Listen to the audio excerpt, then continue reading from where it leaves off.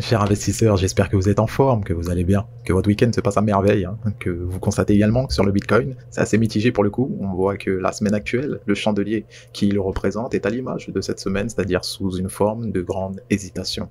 En effet, on a commencé avec de la hausse, on a voisiné les 51 000, on a pris la peine quand même de redescendre vers les 46 000, 47 000, et là actuellement, comme vous constatez, on est autour des 49 000, donc c'est un bon point, puisque déjà on est au-dessus de ces fameux 0,5 de Fibonacci. On avait spécifié qu'il fallait, hein, il faut même qu'on clôture sur ces niveaux-là si on veut espérer clôturer de la bonne manière, hein, avoir un start, une prise de position durable de ces fameux acheteurs. Et ben voilà, là, actuellement c'est le cas, mais regardez s'il vous plaît à quoi ressemble la tête du chandelier de la semaine actuelle. On l'a spécifié, ça témoigne rien d'autre que de l'hésitation, bien sûr, c'est un doji. Vous l'apercevez clairement, le corps de cette bougie à l'instant T est tout petit, c'est-à-dire qu'on n'a pas de réelle direction. La seule chose qu'on voit plus sur ce chandelier, ce n'est rien d'autre que des mèches. Et vous savez que les mèches témoignent que de l'hésitation, hein, sur le trading dans les marchés financiers. Et c'est comme ça qu'on interprète actuellement le chandelier de la semaine, en cours bien sûr. Si vous voulez, on peut bien sûr faire un petit tour quand même assez rapide, hein, sur le Fibonacci pour vous montrer, hein, qu'on est bien sûr au-dessus de ces 0,5 de Fibonacci, comme vous l'apercevez. On peut même se référer à la Kijun, parce que les 0,5 correspondent pile poil à la Kijun de Ishimoku. Et comme vous l'apercevez, on est donc au-dessus de ce 0,5. Les 0,5 pour le petit rappel, hein, correspondent aux 46 800 globalement. Donc là, on est plus proche des 51 000 que de ces 46 800. Donc à voir ce que la suite du marché nous réserve. Si franchement le chandelier pouvait être positif, alors là, ça au moins, ça serait une hésitation, mais une hésitation avec un chandelier vert. Ça pourrait continuer. En tout cas, la belle lancée qu'on a eue pour le petit rappel, encore une fois, les 5 semaines de hausse. Donc 5 semaines de hausse. Donc, on va voir si le prix décide de clôturer en dessous de ces fameux niveaux là qu'on a eu, hein, durant la semaine du 19 avril et également du 3 mai. Également 19 avril, 26 avril, pardon. Bien sûr, on va voir si le prix décide d'aller clôturer en dessous de ces niveaux ou au-dessus.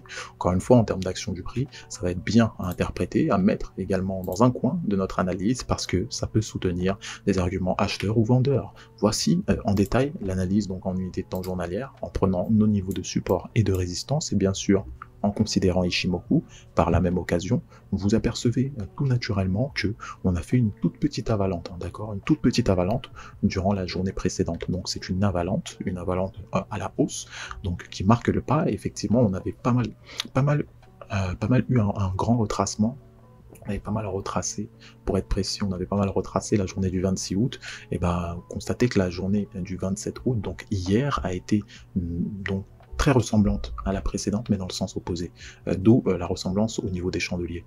C'est ainsi qu'on a assisté à une cassure inverse de la Tenkan, qui nous a permis même de clôturer au-dessus de l'ouverture de la journée précédente. Donc, en soi, l'action du prix nous montre que les acheteurs ont décidé de s'imposer, et effectivement, c'est une récurrence que l'on a en fin de semaine, c'est-à-dire de voir un chandelier plein, en tout cas les vendredis, c'est clair, hein, il faut le noter, que c'est pas la première fois que ça arrive. En soi, le but c'est de clôturer de manière positive, en tout cas sur des niveaux plus élevés.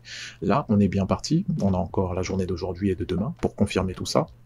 Et en soi, les acheteurs, c'est pas si compliqué pour eux. Certes, on est en plein week-end, donc déjà, pour ceux qui veulent trader, c'est sûr que la prudence est de mise, mais constatez également que c'est à leur portée, hein, on n'est pas si loin que ça, de pouvoir clôturer avec un chandelier positif, comme on l'a vu. Regardez bien ce qu'on a fait. On a pris la peine de se loger, comme on l'a spécifié, de pas mal travailler, hein, sur des niveaux de support là qui nous attendaient, mais on a rebondi en soi. On a plus ou moins cassé le nuage Ishimoku, et il nous a vachement bien servi, hein, ce nuage Ishimoku en unité de temps 4 heures, en nous montrant de manière concrète. Hein. De manière concrète en quoi il pouvait servir d'appui, et encore une fois sa précision.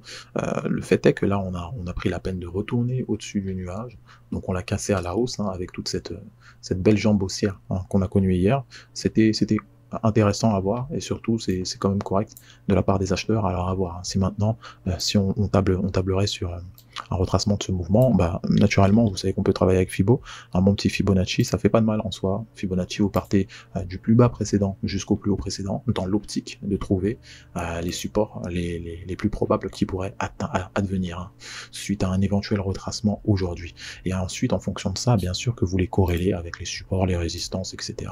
Donc on a un très beau niveau de support qui semblerait nous attendre autour des 48 600, hein, d'accord. Donc on parle également même d'un ancien sommet qui a été créé, d'un creux qui a été précédemment créé aussi. Donc en soi, on a pas mal de zones vers ici. En plus, on a un très bon support.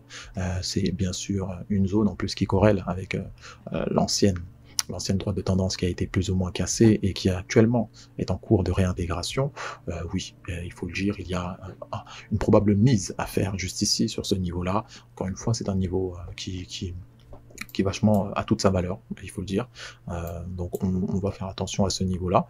Une position peut être enclenchée, et surtout n'oubliez pas, vous le savez, qu'on est en week-end. Hein. On est en week-end, donc la prudence doit être de mise. Les volumes également ne sont pas excessivement élevé, donc ça peut partir dans tous les sens, hein. Il faut faire gaffe. Prenez soin de vous, vous savez aussi hein, que là actuellement, comme on est parti là, ça risque de bien se dessiner pour la suite. La force acheteuse est bien partie. Ce qu'on attend, c'est tout simplement un rebond juste là, d'accord. On attend un rebond juste ici. Donc, si on prend le temps également d'aller sur l'Ethereum face au dollar, juste avant ça, on va mettre une petite alerte comme ça, semble pas déconnant du tout, juste ici, mettez votre petite alerte. C'est placé, ok.